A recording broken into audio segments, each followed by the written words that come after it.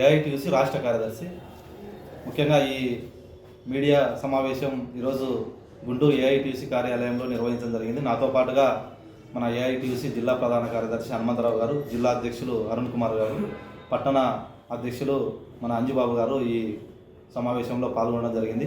ముఖ్యంగా రాష్ట్ర వ్యాప్తంగా ఏదైతే ఏపీ కమ్యూనిటీ మేనేజ్మెంట్ సంబంధించినటువంటి న్యాచురల్ ఫార్మింగ్ అనేటువంటిది ప్రకృతి వ్యవసాయం ఈరోజు ఈ రాష్ట్రంలో దేశంలో విస్తరించాలనేటువంటి ఉద్దేశంతో ప్రకృతి వ్యవసాయంలో దాదాపుగా మన రాష్ట్రంలో 14,800 మంది ఉద్యోగులు అందులో పనిచేస్తూ ఉన్నారు.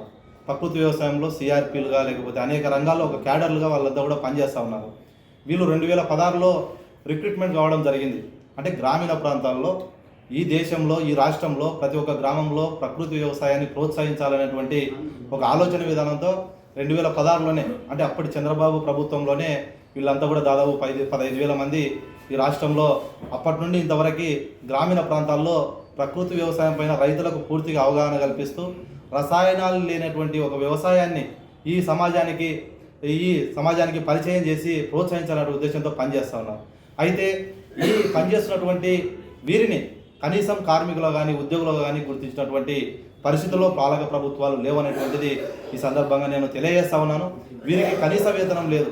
దాదాపు కంటే గ్రామీణ ప్రాంతాల్లో పనిచేసినటువంటి వీళ్ళకి 6,000, 9,000, 12,000 ఈ విధంగా ఇప్పుడున్నటువంటి పరిస్థితుల్లో వీరు వేతనాలకు దూరంగా ఈరోజు పనిచేస్తూ ఉన్నారు.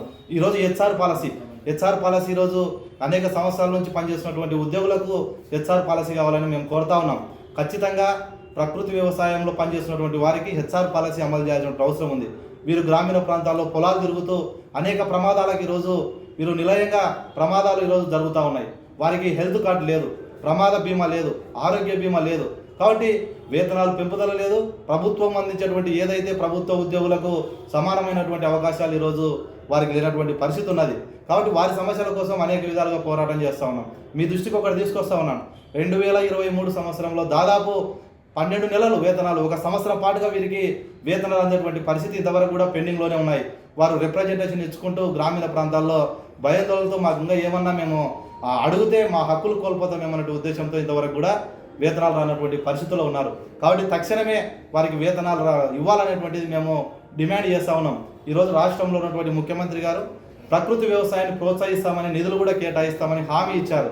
అయితే వారికి ఏదైతే అందులో పనిచేసేటువంటి ప్రకృతి వ్యవసాయాన్ని ప్రోత్సహించేటువంటి వారికి హెల్త్ కార్డు ఇవ్వాలా, వాళ్ళకి హెచ్ఆర్ పాలసీ అమలు చేయాలనేటువంటిది మేము ఈరోజు కోరుతా ఉన్నాం.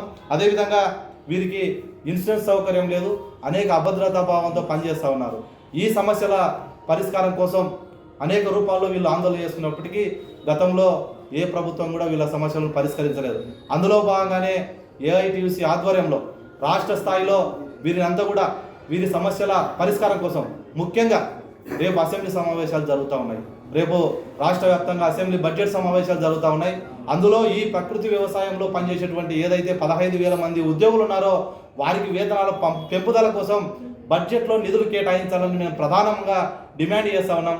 రాష్ట్ర వ్యవసాయ శాఖ మంత్రి గారు అచ్చెన్నాయుడు గారు ఖచ్చితంగా ఏదైతే మీరు ప్రోత్సహిస్తామంటున్నారో అలాంటి వాటిలో పనిచేసేటువంటి ఉద్యోగుల సమస్యల పరిష్కారం కోసం మీరంతా కూడా కృషి చేయాలనేటువంటి ఆలోచన విధానంతో శాంతియుతంగా ప్రభుత్వం దృష్టికి ఈ సమస్యలు తీసుకుపోవడానికి రాష్ట్ర వ్యాప్తంగా ఉన్నటువంటి అన్ని జిల్లాల కేంద్రంగా అన్ని జిల్లాల్లో పనిచేస్తున్నటువంటి ఏదైతే ప్రకృతి వ్యవసాయ ఎంప్లాయీస్ యూనియన్లో ఉన్నటువంటి ఎంప్లాయీస్ అంతా కూడా రేపు 19వ తారీఖున గుంటూరు నగరంలోని ఏఐటీయూసీ జిల్లా కార్యాలయంలో జరిగేటువంటి రాష్ట్ర ప్రథమ నిర్మాణ మహాసభకి అందరూ కూడా హాజరవుతూ ఉన్నారు. కాబట్టి ఈ రాష్ట్రంలో ఉన్నటువంటి ఏదైతే తమ హక్కుల కోసం పోరాటం చేస్తున్నటువంటి ప్రకృతి వ్యవసాయ ఉద్యోగులంతా కూడా ఈ రాష్ట్ర మహాసభలో పాల్గొనాల్సిందిగా మేమంతా కూడా ఏఐటీయూసీగా పిలుపునిస్తా ఉన్నాం.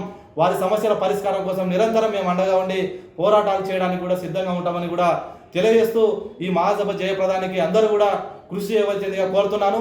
ఈ మహాసభకు ముఖ్య అతిథిగా రేపు 19వ తారీఖున జరిగే మహాసభకు ఏఐటీయూసీ రాష్ట్ర గౌరవ అధ్యక్షులు రాధాకృష్ణమూర్తి గారు, రాష్ట్ర అధ్యక్షులు రవీంద్రనాథ్ గారు, డిప్యూటీ ప్రధాన కార్యదర్శి వెంకట సుబ్బయ్య గారితో పాటుగా ఏఐటీయూసీ గుంటూరు జిల్లా నాయకత్వం కూడా మహాసభలో పాల్గొంటుందని కూడా ఈ సందర్భంగా తెలియజేస్తా ఉన్నాను.